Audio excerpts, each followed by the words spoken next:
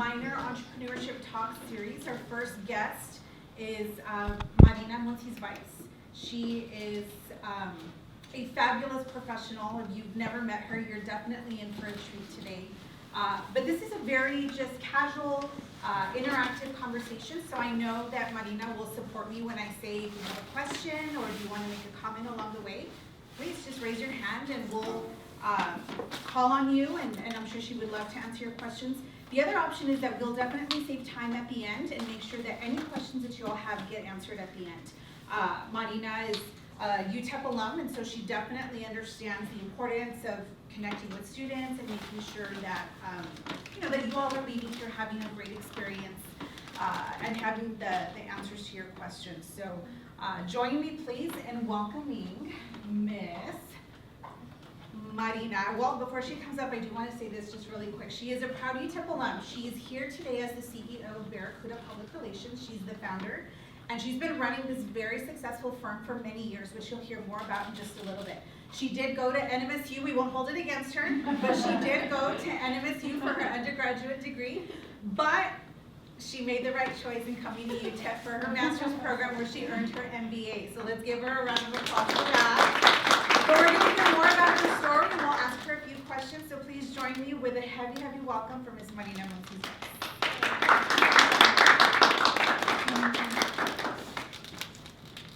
So we'll get started. Marina, welcome and thank you for being here with us this afternoon. We'll get started. How about you just tell us a little bit about yourself, tell us about your story, and then we'll get into some information that you have for us. Okay, but do you guys mind if I get to know you first? Oh. It's a small room. Yeah. Right? So I already know you. Do I?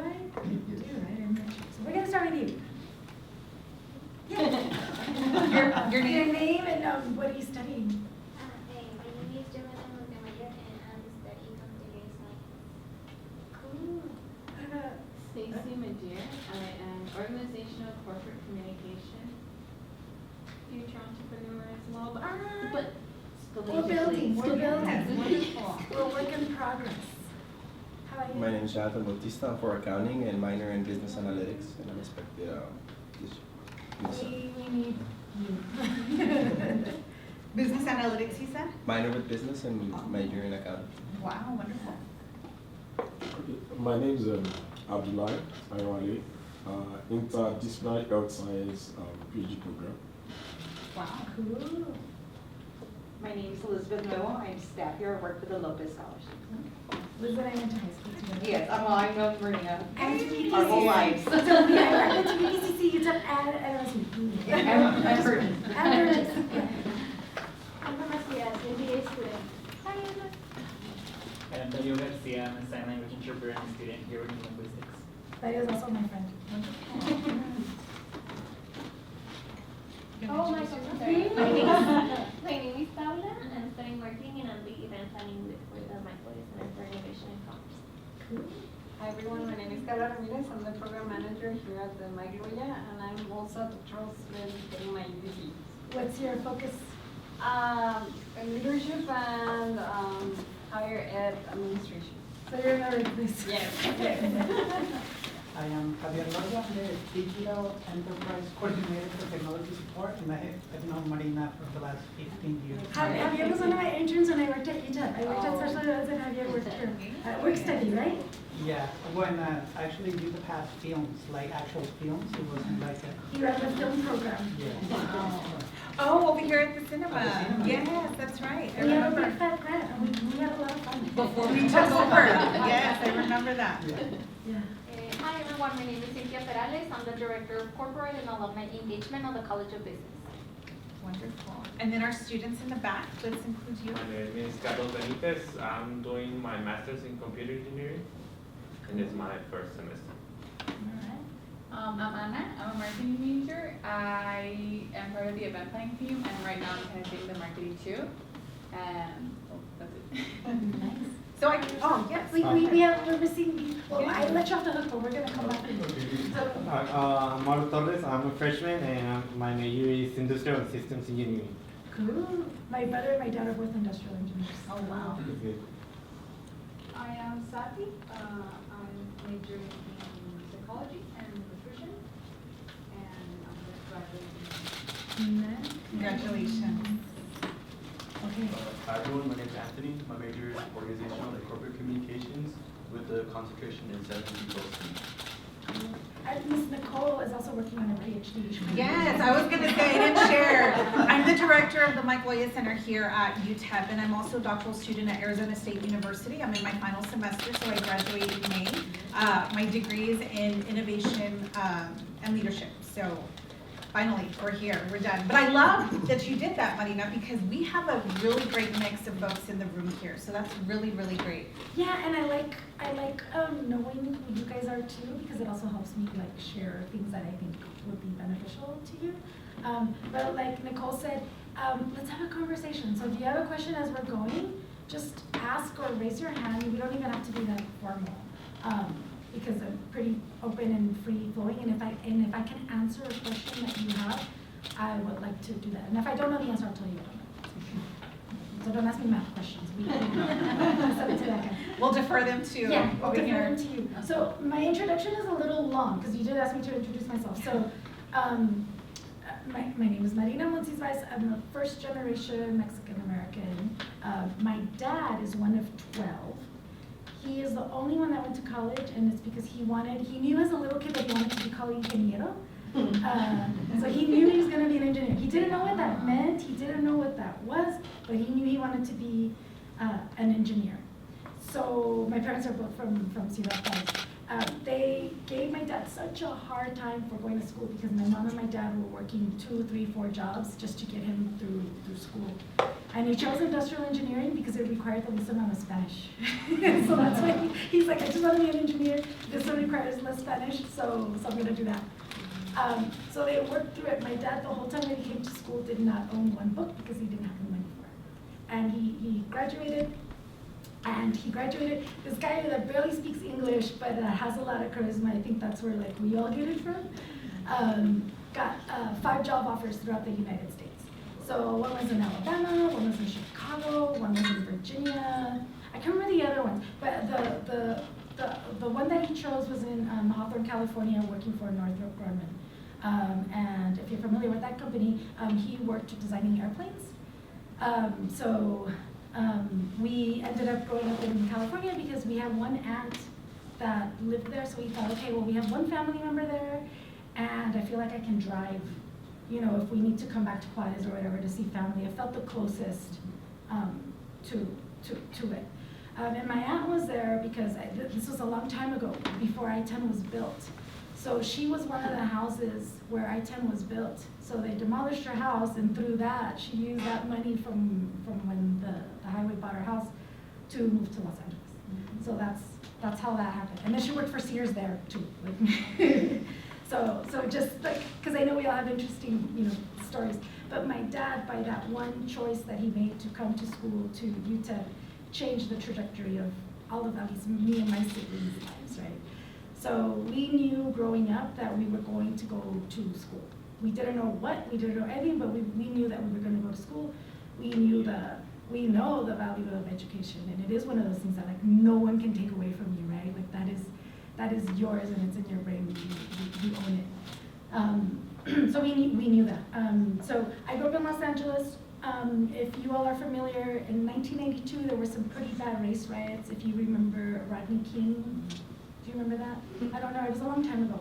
But it was really controversial. It was another one of these stories where police are being very brutal toward a black person, right? It's not the first time, it's happening for a long time. And I grew up in Inglewood, California, so it's the ghetto. Right now it's coming up because like they're building the Hollywood Park, and like the new football stadium is there. The Forum was always there, but it was the ghetto where we grew up. I didn't know it at the time. It was fun, and we were safe in my little enclave. But that happened, and I was supposed to go to Inglewood High School. So if you know anything about Inglewood High School, it's tough now. It was really tough then, and there were a lot of like tensions, and it was pretty heated. So my parents were like, okay, well. She's not going to go to Inglewood High School. I'm the oldest, and I'm a girl, and we're Mexican. So they're like, well, she's not going to go to Inglewood High, and we're not gonna move to Juarez, so we're gonna move to El Paso. It's safer, like we'll figure it out. One of my dad's other dreams was to own his own business. So he thought, well, I'll just take a chance. So they sold our house in Inglewood, we moved here, and my dad was like, we're gonna live in Cielo Vista. Like, I guess when he left, like Cielo Vista was a new neighborhood, when they were building it, it was like the fancy place. So he's like, children, we're going to Cielo Vista. And we're like, okay. So we moved there, and that's where I met Liz, going to Bridges. I was a freshman in high school when we moved. My brother was in second grade, and my sister was a year younger than me. So I was a fish out of water for sure. And then I'll forward my story. So then it came time to go to school, and I couldn't get too far away from my parents. The furthest away I could get away from them was New Mexico State, but it was also expensive. So I went to school on Pell Grants. I did my first 2 years at EPCC, and then I transferred to New Mexico State. And then I would still come home and do my laundry, whatever my mom says. But that's as far as I could get from them, and I still have like a college experience, and that's what I was trying to do. And it was through that time at New Mexico State. The other thing that happened is I've always been very involved in music, particularly in punk rock and DIY.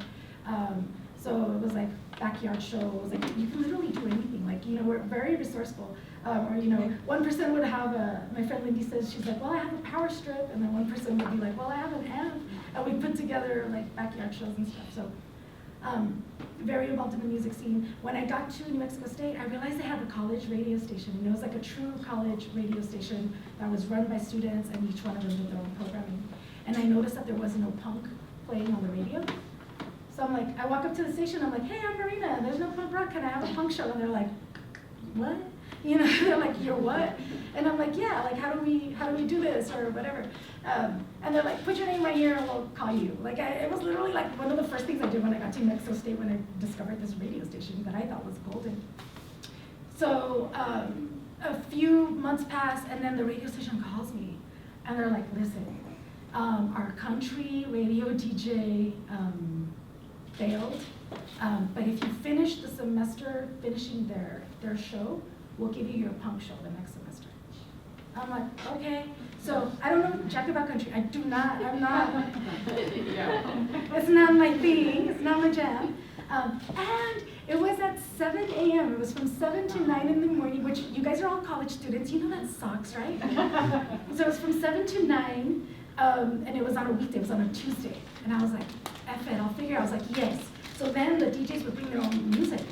So I don't know, I was talking to somebody, this guy Shane in one of my classes, and I'm like, I'm gonna do it, but I don't have any country music. And he's like, I've got a whole thing. He literally let me, back then, we had CDs, so he gave me like this big tray of CDs, of country CDs, and I freaking woke my ass up every Tuesday morning and played country from his CDs to get my show. So I'm telling you this because then I got my punk show, which, us punks are very resourceful. So then I got my show, and after my show was the death metal show. This guy would be like, good morning, Marina. So cool.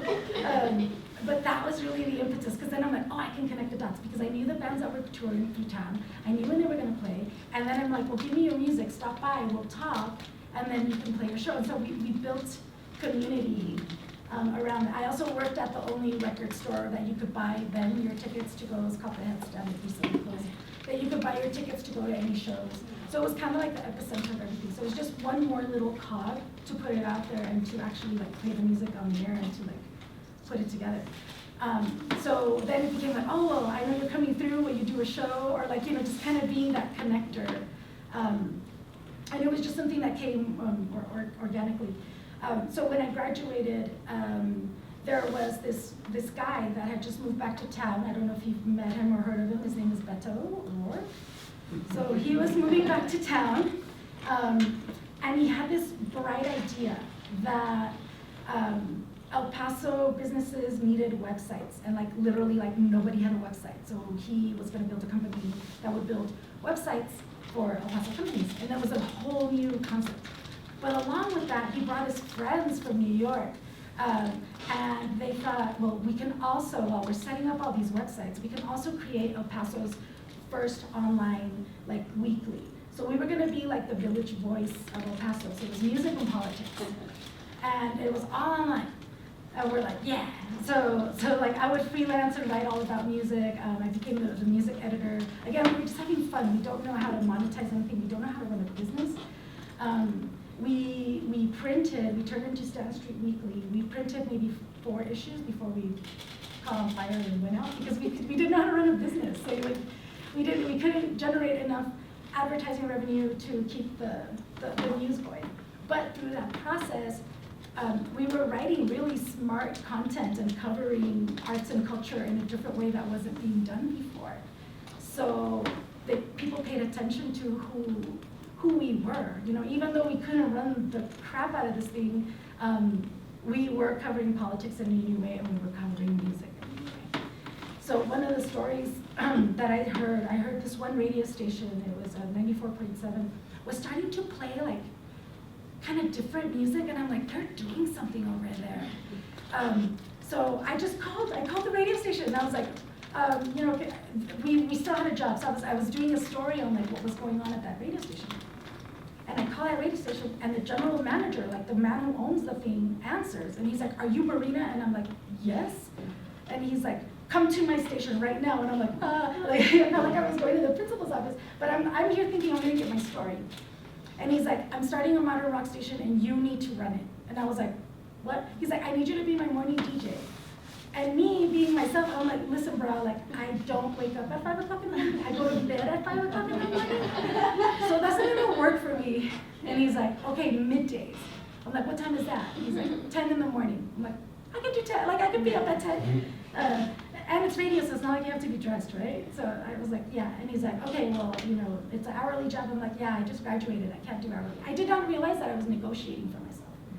I didn't realize that, right? Because I've been hustling, I've been working jobs the whole time, and I'm like, I'm done doing these like 4-hour shifts, you know, at different places. I went to school. So he's like, "Fine." He's like, "You're gonna be the midday DJ and you're gonna be the promotions director. And it's a full-time job and you're on." I'm like, "All right, we can do that." So that's how we started Hero Radio, which was El Paso's first modern rock radio station. And it was a cultural like revolution at the time. I also ran a show called Stepping Out, which was all independent and local music, and that happened on Sunday nights. And that was taking a part of a tradition that other folks before me had started. Joe Dorgan would do a show on the Mexican stations, just highlighting all the cool stuff that was going on. And it was also an extension of my punk show, right? So we would talk about what bands are coming through, if they were there, they would come and talk to us, all that. I have some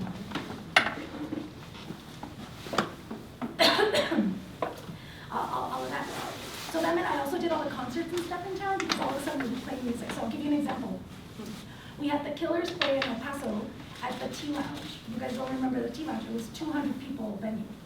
And it was right before they were gonna blow up. So we were one of the few stations that were like playing the Killers. And they blew up and they wanted to cancel that show because they're like, "We're too big." Yeah. And I'm like, "No, like we are the radio station, we play you." So I talked to the record label was like, "Fine, we'll honor the show." And we went on and had the Killers play a freaking fantastic show here, you know, for 200 people. And that was just one of the many things. We brought the first Warped Tour to El Paso, you know, lots of Korn, Linkin Park, all that stuff. 311, Incubus. I got backstage and Wow. No doubt, all the bands, like all the concerts, everything, you know. So that was my job, right? So it was a lot of fun. And that too kind of came to an end. It was part of a national trend that happened. So media runs by the dollars that are spent, right? The advertising thing that I told you guys that we didn't know how to do at Stanton Street. Radio or any large mass media also chases the dollars. So the dollars then were going towards Spanish language stations because they could see, you know, and it's true, right? We're the largest growing minority in the United States, and we've got purchasing power, and we're loyal customers. So if you look at it from that angle, well then a lot of modern rock stations throughout the country flipped to Spanish, because that's where the money is. So it had nothing to do with, you know, like we were playing good music, our ratings, or any of that. It was just like, well, the money's there, so that's where we're gonna go. So my boss was like, well, you can run all the Spanish stations. And I'm like, I wasn't here to be on the radio. I was here for the cultural revolution piece of the thing, not to run radio stations, right? So I said no, and I didn't have a job. But I was like, I know I don't want to do that. And then through all the partnerships and everything that I had done, I worked a lot with Red Bull. And Red Bull did a lot of fun, oddball things back then. So we were really good partners because we could think outside of the box and do some really big interventions here in town. And the lady that was the field marketing manager, she was in charge of all of West Texas. So it was El Paso, West Texas. She had gotten a promotion, so she's like, hey, you should do my job. And I'm like, okay, like I can do Red Bull. So during my time at Red Bull, we launched the soccer team, the NASCAR team, the breakdancing. You know how like even at the Olympics they generally came up through the I can't remember what it was called, but it's a pretty big name, and even Red Bull Radio. But that's also where I learned that corporate wasn't for me. I struggled with that. It was also a work from home thing, which like I guess people didn't really do back then. So I didn't know. I need structure, so I wasn't good at that work from home thing. I did awesome during the pandemic BT dubs, but I'm older and more seasoned now. But back then I was like, how do people do this? And like, so I struggled a lot. And I had also just gotten married to Paul Rowe, who's an awesome Korean dentist, but he's also a rock climber, so we met at a Red Bull event where he was climbing rocks. It was a rock concert climbing rocks. And so I was in charge of the music, and he was belaying some of the rock climbers, and he gave me cuts in the car line at the after party, and we've been together ever since. This year will be 19 years. Yeah. So I had also like gotten married, and like it was a lot of travel, and like traveling sounds exciting, but it was a drag, honestly. Like I didn't want to leave. Like it just wasn't right. So the other thing is, Paul's a dentist. He was working in public health, because when you work in public health, they help you repay your school loans. So he was the dentist for the county while we were repaying his school loans. So then the other thing that happened is that we finished paying his school loans, so we felt like we got a raise. We're like, yes, But then that also means the other part that they don't teach you when you're a medical health professional is like you're expected to run a practice, but you're not a business person. So that's also a little weird. But we decided that it was time to open his practice. So then back into debt we go. And I thought, I need something safe that has health benefits, because he was jumping out on his own and we didn't have health benefits. So I thought I'll come to you, Ted. Then Special Events is hiring, which is how I met Nicole. Nicole used to work here in the union. Yeah, I did. And Special Events office was upstairs, kind of next, down the hall from where the union office is. So I was doing all the concerts and marketing and events and everything, sports too, and that's where we ran all the student programs, the film, the music, all of that. And we had some fun. Like we got a lot of money. You got to play with movies, and like we got to do a whole bunch of shows. But I honestly found it very boring, because like in the summertime you guys are gone and there's nothing to do, and I still have to sit here and twiddle my thumbs. So I would volunteer a lot. I did a lot of nonprofit work, even through my time at the radio station. So I would volunteer a lot. I would do like the PR for the El Paso Marathon. They had just started. The Center Against Sexual Family Violence. I did a lot of board service, lots of nonprofit service, just to keep myself entertained. And it was also a caveat of my employment, because UTEP is very strict. So they have to approve anything that you do outside of work. So when I came in, I negotiated that into my contract. Like, look, I like to participate in my community. I'm a part of these things, and they said okay. And I think that's part of like, I was building myself up, right? But you don't know that when you're doing it. I was just going about my business. But there was this reputation that was preceding me, So this is to tell you, I'm still riding my 20-year-old coattails. So the decisions that you make now do affect who you become. But don't think about it that way. Also be on your path. Do what's right for you, right? But for me, I'm still riding those coattails very much. people are like, oh yeah, Marina in the morning. I was like, dude, I was never on the radio in the morning. I guarantee you I was never on the radio in the morning. But anyway, I digress. So I told Paul, I'm like, look, I'm gonna work at UTEP for 2 years till you can afford to get us health benefits in your practice, and then I'm gonna do my own thing. And he's like, okay, deal. So we kind of shook on it. So I worked here for 2 years, and true to the story, like then he was able to get health benefits through his practice.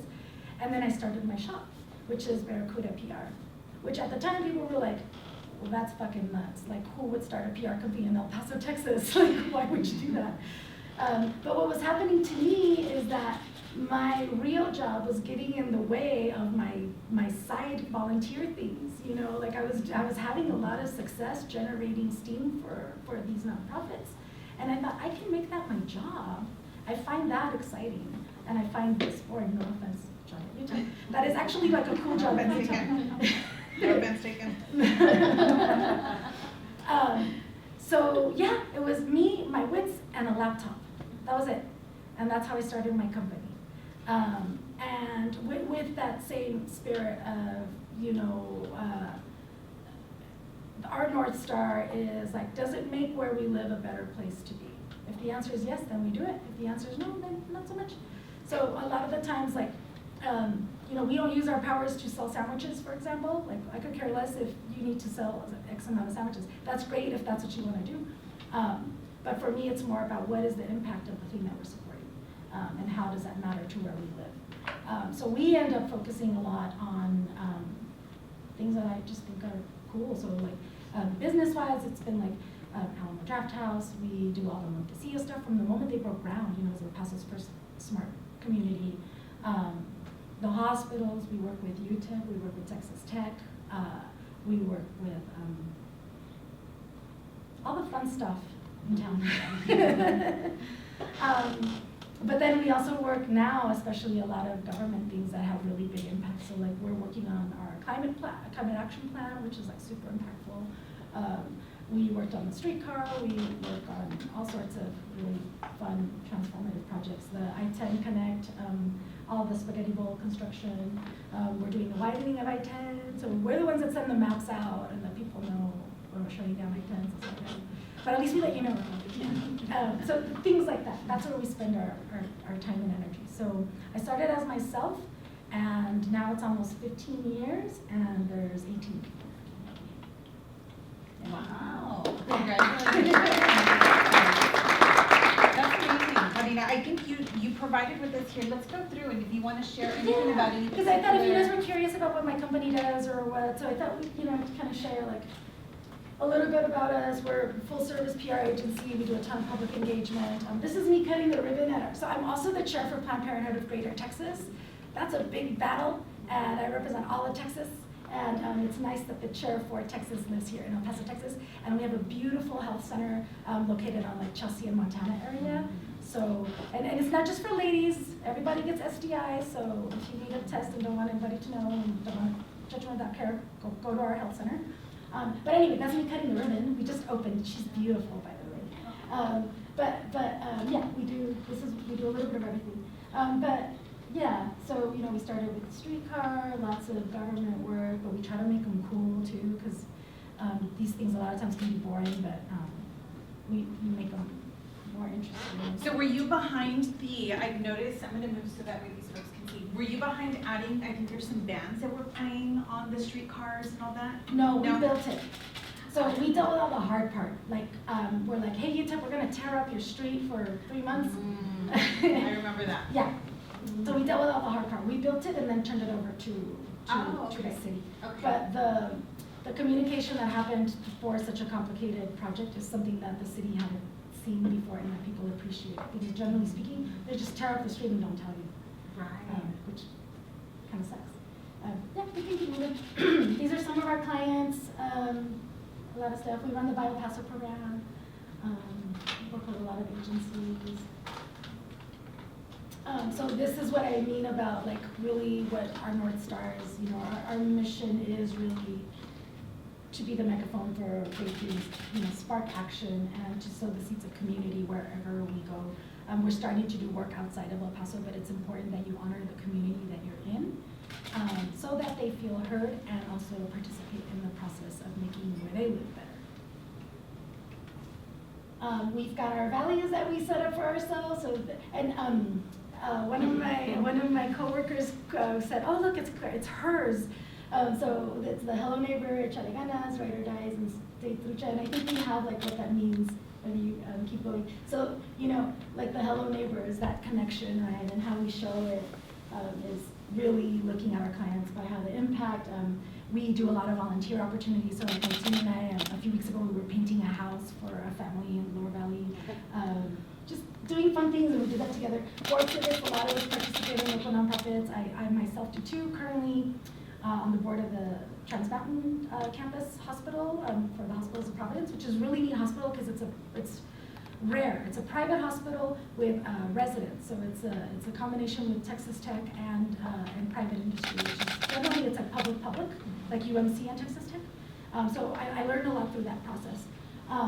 And the El Paso Chamber, there's another nonprofit called Pioneers 21 that helps any young entrepreneur build their business. What else? I don't know, a lot of stuff. I do a show on KTEP. I've been doing that for a long time.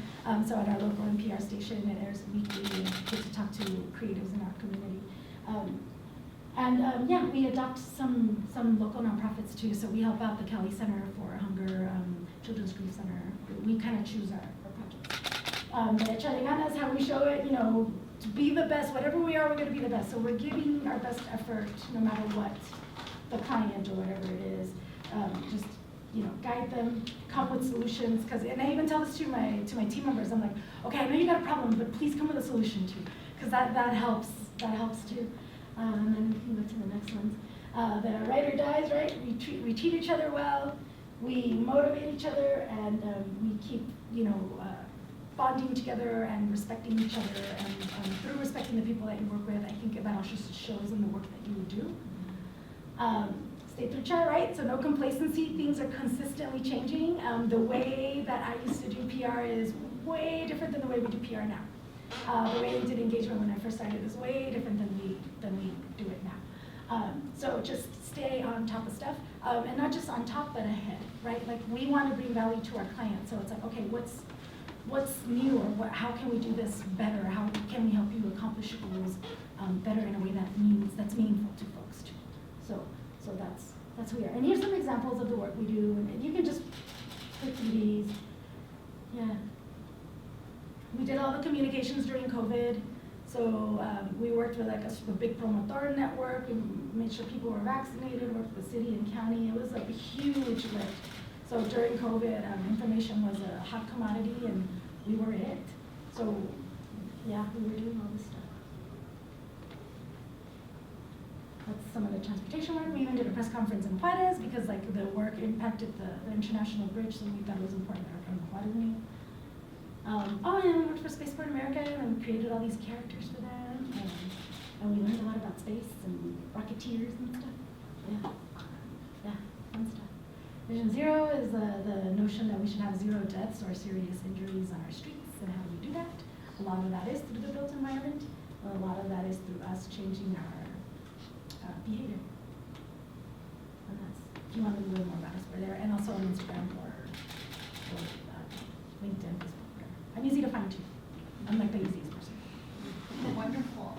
Marina, share with us when you knew, at what point, I think you touched up a little bit about this, but you want to elaborate a little bit more, when you knew entrepreneurship was what you wanted to do, when you were done experimenting, dabbling in different areas, and when you knew you were ready to take something on that was going to belong to you. When I got bored. It was just that, you were just bored. It was sheer boredom, and then I'm like, well, what am I going to do? And when even like the cool jobs were boring, that's like, well, I gotta create my own path. So that's what it was. That was what motivated me, is being excited about what I do. Can I ask a question? Did you have it clear what were you gonna do differently? No. No, I literally didn't have a plan. But what I knew is like, that the way that things were happening was not right. And I felt that I could do it better. That's what I knew. And so I just followed that guttural instinct. And the thing is that it showed results when somebody let me do it. So I think what helped me a lot was that volunteer work, right? Like the marathon grew by leaps and bounds. And like you're there, you're meeting with a group of runners, and they're all like ultra runners, super thin and svelte, and they're like, we need more marathoners. I'm like, no, you need 5Kers. Like, ain't nobody gonna run a marathon, or you will, you work up to it. But a 5K, you're like, yeah, I think I could do that. And if you're looking at volume and you wanna be inspired and you wanna start, it's the 5K. So I'm like, the marathoners are gonna run. They're gonna run. But your 5Kers, they're your new folks, they're your entry. And then maybe then they wanna do a half marathon, maybe then they wanna do, and to me, these are very simple thoughts, right? But they're thinking, we need to focus on their race and like, how they shave their time and qualify for Boston. I'm like, yes, they need to do that too. But those people, their minds are made up. Let's work on the ones that have never run. So that's a great example of a risk that you took, right? Yeah. And trying to get your, in this case, the person who hired you, the people that you're They working for. didn't hire me, I was a volunteer.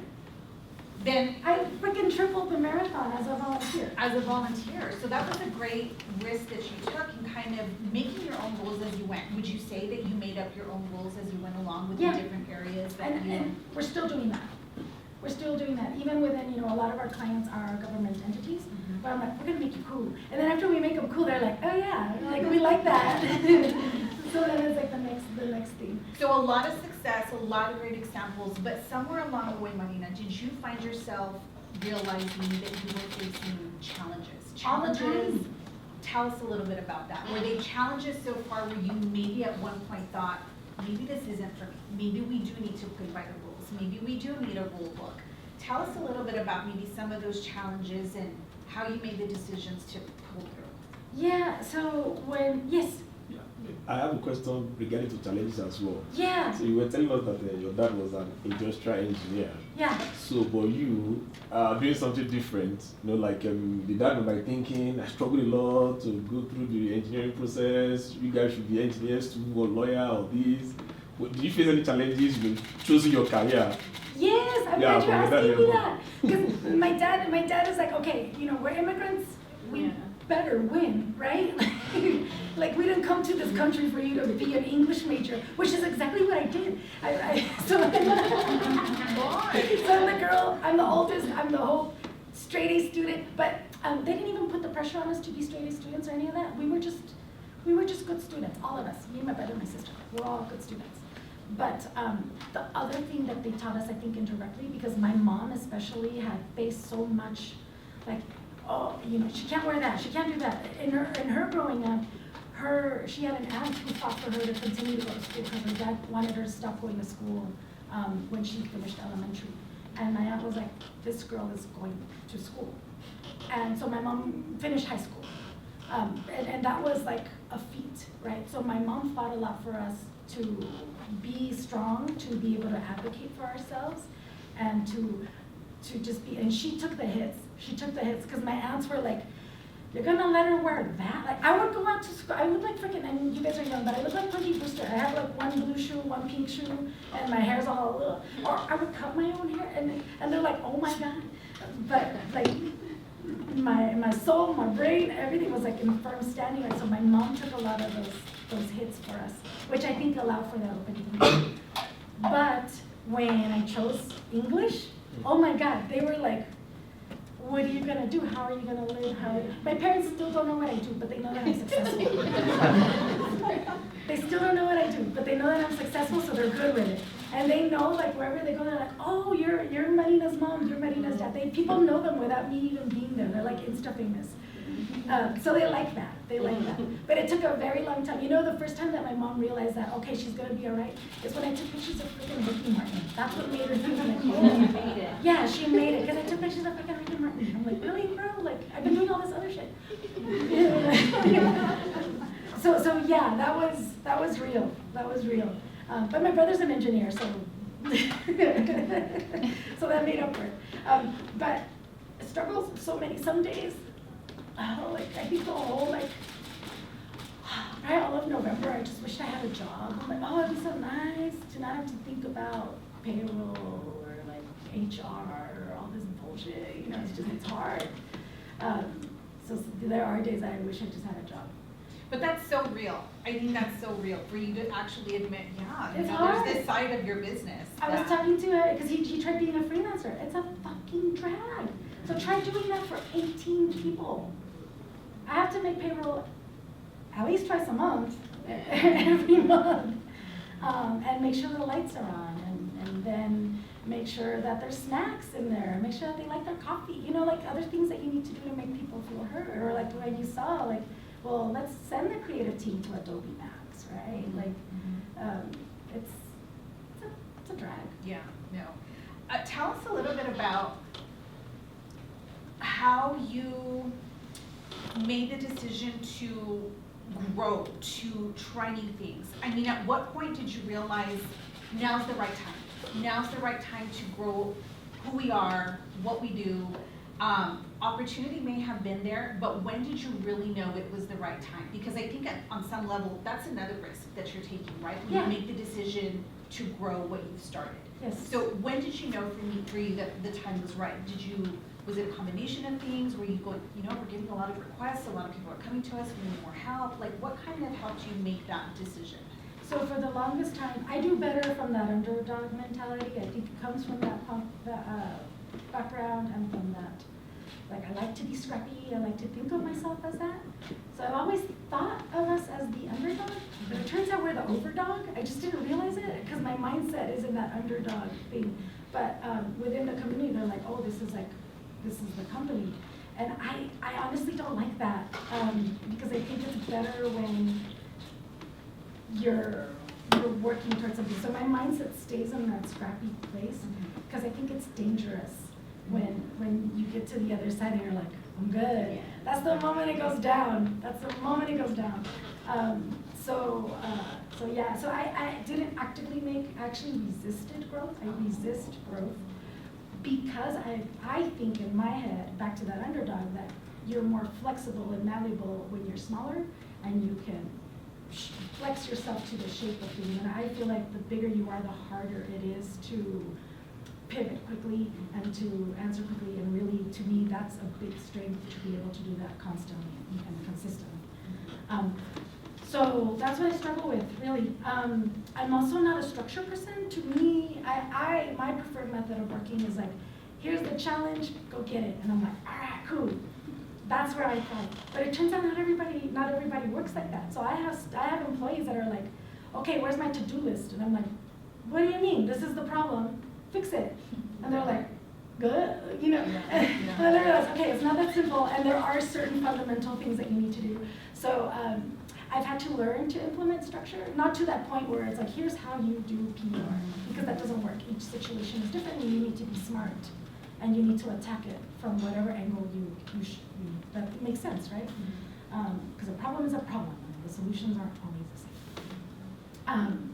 But we did have to work on that, and I have to actively work on that. So that's when we look for outside help. So we have a coach who helped us implement structure, and I have a weekly sync meeting with my team where all the leads, this morning we have coffee at 8 o'clock, and we meet from 8 to 10:30 once a week, and we go through everything, we talk about everything, we give them all the information that they need, because I think a lot of the times there's like, oh, well, this is happening. I'm like, I'm just going to tell you what's happening, because I think that's easier and it helps you do your job better, and then they can run their teams.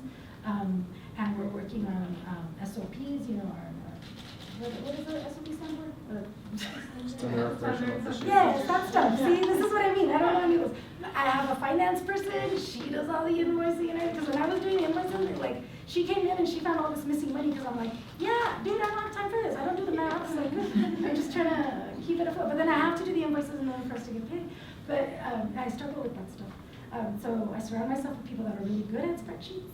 That are really good at some people that care about structure, and then follow through, so help them see it through. But that's where I struggle, is in structure.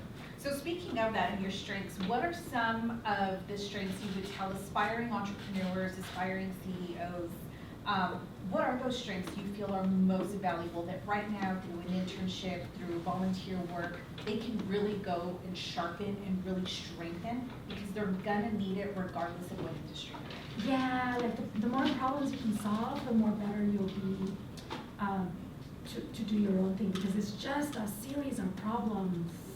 Like even when we have successes, I'm like, okay, what's next? And my team's like, well, we're not gonna celebrate. I'm like, we got something else to do, you know? And then I need to remember, like, no, we should celebrate, but then we gotta move on. Like my head's like, I'm already like, okay, now what? Right. So I think being constantly and consistently curious is really important. I think it's important to, and I tell this to all students, especially while you're in school. And I know that like some of you, I had to work while I was in school because it meant it's how I paid my rent. You know, it's how I paid for my food. And my parents helped me where they could, but you know, I had to work. But I still managed to find jobs that paid me, that were within or at least on the way that I wanted to go. So I think that's the biggest thing that you can do for yourself. As I got closer to graduation, I did work for free in some places, but they were also very pivotal things. So a lot of the stuff that I did for Stanton Street before I graduated was for free. But I had a byline, I had contacts with other book publishers, music publishers, etc. So like there was still a game to that process. Same thing with the nonprofit work, right? Like you're learning, and then in nonprofit work especially, you have to be super scrappy because they have zero resources, but they have a lot of work to do, a lot of things to accomplish. So I think while you're under the safety net of school, work within your desired field. The other thing that I thought was important for me, especially as a communications professional, is that I worked on the other side. So as somebody who was writing stories and working on other things, I know what a good press release is. I know what materials I'll need to make a good story. So if I can give those to whoever's writing the story on the front end, we're building a good relationship. They know that, okay, when she sends me something, it's gonna have pictures, it's gonna have, you know, all the information that I need. So do work within your industry, even if it's not directly what you want, because like, okay, you want to be an industrial engineer, okay, well, they're not going to just make you an industrial engineer, right? But there's somebody around them who's doing some work for them, you know. So you're still thinking critically within that line. The accountant, we have accounting interns from UTEP that help our senior accounting person, and they get well poised, and they always get scooped up by a CPA firm, you know. So it's beautiful. Yeah. Right. Yeah. That's wonderful. Tell us, you mentioned earlier, how you started doing PR and how you do it now. Vast difference. What were some of those things that you could say? Was it the trends that were coming? Was it what you were covering? What made it so different? Was it your knowledge throughout the years that made you see it different? What could you say really led to you realizing that there has to be this transformation in the work that you do? Well, like for example, the biggest thing I can think of, when I started my PR agency, there was literally no way that a news station was gonna run exactly what you sent them. Absolutely not. Like the reporter's gonna take what you send as a courtesy, as the basic info, and then they're gonna go do their investigation. Well, that's not the case anymore. They literally cut and paste and run. I send them the video, I send them the photo, I send them the everything, and they literally run that story like that because news stations are changing. There's not journalists that can cover it. And so now they know, like, okay, when we send them stories, we're also sending them the video package. We don't edit the video for them. We give them all the elements that they need, so they can turn it into whatever story they need. But again, it's another way to facilitate. Would never dream of that before, ever. The other thing is we work with a lot of influencers, right? Like people are getting their information from social media, not necessarily traditional news outlets, so we go to where the people are. So kind of depending on where they're doing. Wonderful. I want to ask one more question, then we'll take some audience questions. But Marina, you're successful. I think that's easy to say. We see it. You're amazing. Because right now I'm fucking tired. You are. You're amazing. You're great at what you do. What's next for you? Do you see yourself ever, not necessarily leaving the world of PR, but maybe this is great, leaving somebody in charge, still overseeing it, but then maybe taking a pivot in a different direction where you want to entertain this curiosity that you talked about, where you want to explore something completely different? Yeah. Is that in Marina's future? 100%. And what is that? This is the longest time I've ever worked in the same place, which is like, I think if I were an employee of some place, I would have probably had at least 2 jobs, you know, within these 15 years. So sometimes I do feel like shackled to it. Most of the time I don't. But truth, like, yeah, sometimes I'm like, man, I wish I didn't have to deal with this right now. But yeah, a lot of it, my constant curiosity keeps me very, very addicted. So I do that show on NPR. I have vinyl nights with my friends. I'll be spinning records with my friend Jim at Eloise tomorrow night. You should come for that. It'll be fun. And then I also do ceramics and pottery a lot. So I sell my mugs and like, you know, small things. And those are also pretty popular. So it's kind of nice to have. Is there one area in particular that you kind of see yourself really branching out and really expanding on? I don't know, other than I know that I want to pursue a PhD, and I want to pursue, I think my next big move will be something where I get to purposefully work in the arts. Because right now I've always been like around it. You know, back when I was really into music, I was the one that made sure that El Paso had representation at South by Southwest. So I was the one that would fill out the press packets and applications for all these lazy ass boys and bands and get them over there. So I think I can do that, but for the arts. And I think I'm in a place now that I'm in a position where I can work with donors, I can work with foundations and all that to move our community through the arts. That's what I think the next thing is. Or that's what I would like for it to be. Well, I'm sure we'll see it happening. We'll see. Before we wrap up, any questions from any of you? Comments? Yes. Barracuda. What is the meaning of Barracuda? Oh, well, it's a muscle car. I don't know if you've seen it. It's a classic muscle car, which is really where it came from. And then there's a song by Heart. There are two women. Yeah, there are two strong women, and it's also like kind of a tough song. Nothing to do with the fish. It's like, guys think it's about the fish. I'm like, Great question. Anything else or comments from the audience? I have a question. Yes. What do you consume, or how do you stay inspired, or just how do you follow the trends just to keep up with what's going on? Just that constant curiosity. So I listen to a lot of podcasts, like a lot, like to the point that I'm like, what am I, you know?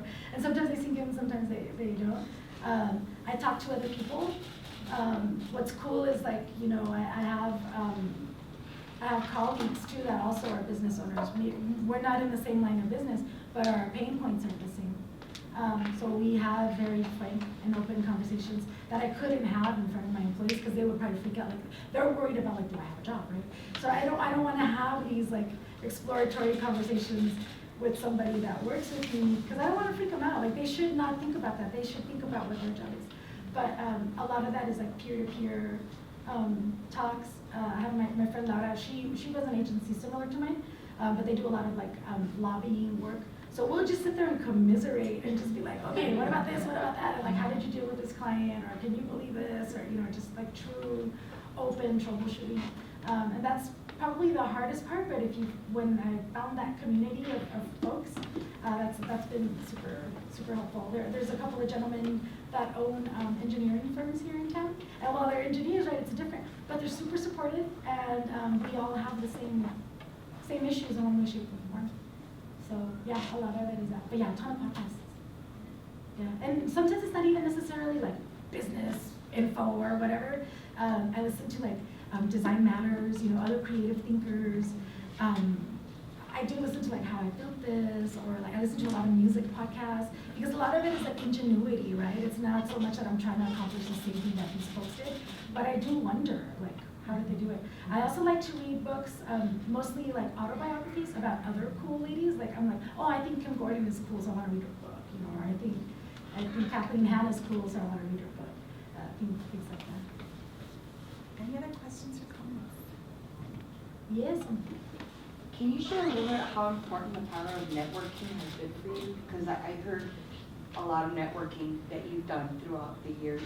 If it hadn't been for like you volunteering and meeting people and communicating with other people and working with other people that you are working with. Yeah, you know, you hear a lot of like networking events and it's like, oh, you know, and I always think like, ooh, like, because I don't see it as like that, or like to me those things sound like salesy kind of, you know, or like, oh, you're gonna hand out business cards and then, you know, so to me that's weird. So I don't ever do that. But it's through relationship building. So like through my volunteer work, for example, I saw like these really cool, what I thought they were, and it turns out now I'm the old lady on the board, but what I thought were like these cool older women women like that were like very mouthy and smart, but also glamazons. And I'm like, who are they? Like there's this lady named Catherine Brennan who I'm like, I want to be Catherine when I grew up, because she would ask all the hard questions on like the arts board. And it's so funny, right? Catherine now is like in her 80s. And just like a few months ago, I sent her a Catherine appreciation note because I had one day where I was the one that had to ask like the elephant in the room questions to get folks to arrive. So I was like, Catherine, it's hard being you. You know, like I'm like, I thought I wanted to be you, and then I get here and I'm like, oh crap. But then I also realized in that I'm setting the example for the other young women that are like, who is that? And I can't believe she just said that. So it is networking, but it's not like, you know, it's true. Like, I think if you approach something with what can I give, you'll get way more out of it without expecting to get something out of it. At least that's what's happened to me. Somebody else, yes. You know, as it pertains to the networking for the, I guess, your volunteering, how would you recommend us as students to whatever PR agency there might be that we may be interested? Just browse from there and say, hey, you tipper? Yeah, I mean, I don't know that you could volunteer at a business, but I think you could volunteer at a nonprofit and be like, hey, there's somebody out there that has that need and you can fill that gap for them and you can do it very well. They'll notice. They'll notice. And then you have like the Catherines being like, how did we get this? Yeah. You know, how did we get that? That's how you're gonna do it. Not to say that like we do provide internship opportunities. I believe that it's important to pay our interns. So we pay our interns. I was telling our College of Business friend here, like we pay our interns $15 an hour. They work about 15 to 20 hours a week. We also have an extension of ourselves. They are called our Barracudas. So they are advocates for their communities, and they're Barracudas, and they're folks that are in formation. So they are college students, recent graduates, and they join us on, for example, we're working on safety action planning. So they'll join us when we gotta go survey out in the community and there's an event. So they get those skills. It's on call, so like they're working maybe 2 hours on Saturday or whatever. But they get that flavor, they get that experience, and they get the vibe, the training of working with us. But I think the best in is to find a nonprofit that you are mission aligned with and help them succeed. One more question. I think you had your hand up over here. So we talked about how PR has been changing throughout your careers. Yeah. Do you have a vision of how you see it like in the next 5 or 10 years, especially like with all the new technology like AI and stuff? I don't, other than like, I told my team like we need to become really good AI prompters, right? I can tell when somebody sends me an application that ChatGPT wrote, and I'm like, you're spitting back my LinkedIn at me. Like, this is not going to work in the real world. So if I can tell it's written by AI, that's not good. It's a tool, right? So, okay, how do we maximize the tool so we can make ourselves better? So it's always looking at that. I don't know what the heck it's going to look like, honestly, because it's changing faster than even before. But what I do know is that if we don't adjust, we don't stay alive. Yeah. Well, Marina, thank you all for coming and joining us this afternoon. Marina's going to stick around if you all want to come up to her individually. Yeah, you have a question. Chat with her. Oh, I'm sorry. Yes. Oh, come on up and chat with her. I do want to finish really quick. Before you all leave, though, we are looking to get some feedback from you on future talks, future topics, whatever it is that you all want to see. Again, we are the Mike Loya Center. We are the ones who brought you this series. We have another talk coming up in April. But we need your feedback. We want you to tell us what you think, how we can improve, and again, topics or even folks that you all would like to see come visit UTEP in the future.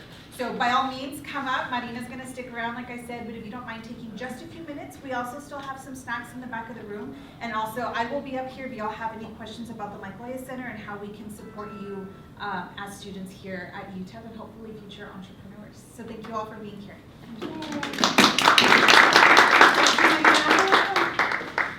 So come on up. I promise she'll answer your questions. Yeah, you have a question.